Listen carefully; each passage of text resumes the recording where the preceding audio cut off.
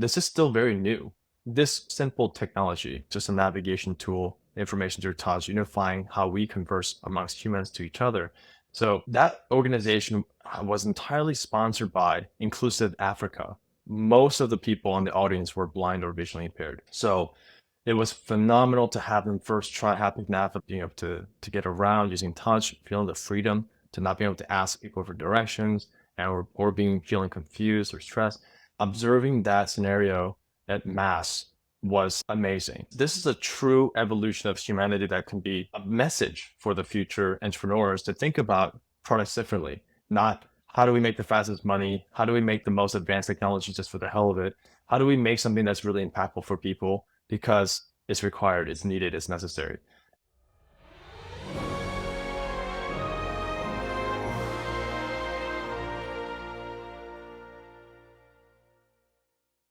So very excited to have my friend Kevin here. Kevin, thanks so much for joining the show and diving into this conversation as we continue our celebration for Disability Pride Month. So important to also be an ally. And as we get into that conversation, foremost, we want to get to know you and your journey into innovation. It's not every day where we translate difficult moments into opportunities and hence amplifying opportunities to help more people. Could you share us a little bit more what it is and now the different type of products? I know you were hinting also at branching into software too, but maybe we'll start with the hardware and what it can do so that they understand the beauty of the work that you do and where it connects back to your story with Marcus. Yeah, of course, all started with honestly Marcus, as I brought him early on, and he was my main consultant and advisor. So he just opened the doors and said, "Hey, you have a really awesome array of products." Back then, I was just building a ton of things that I thought could be valuable. For example, like canes that had sensors and haptic vibrations on them, and a bunch of wearable devices for proximity. And the main one was the Wayband, which I'll show you right here. This is the OG of wearable devices that ever existed in the market, even before Fitbit. So this was Wow. really like first ever that existed, all focused on haptics. So in the back, you can see there's a isolation mold, which was designed to output the vibration as best as Mm. possible without affecting the rest of the vibration of the housing.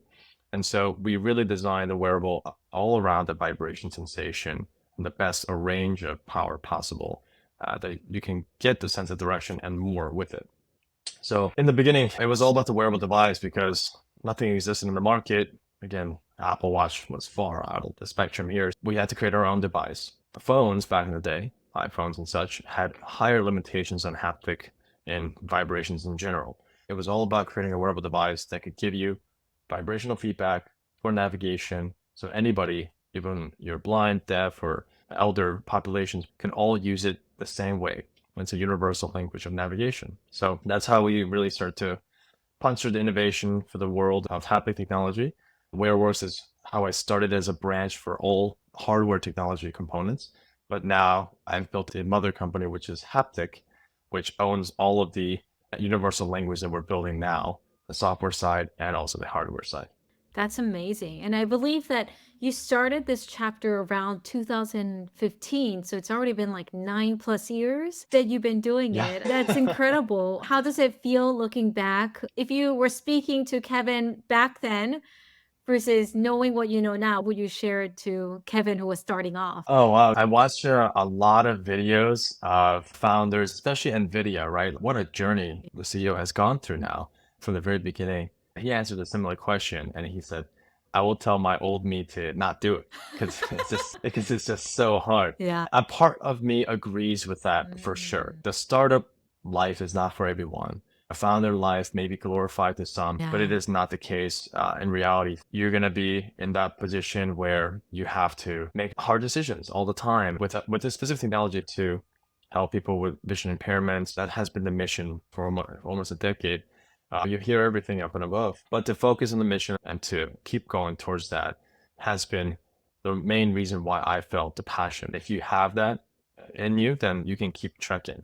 I'm proud of myself for that as a young me, but I would definitely encourage a lot more hard, faster decision making earlier on. You have the empathy, you have the heart. So being able to make fast, hard decisions and to move on from it and then build a new has been something that I think I would have liked to have flexed more as a young entrepreneur.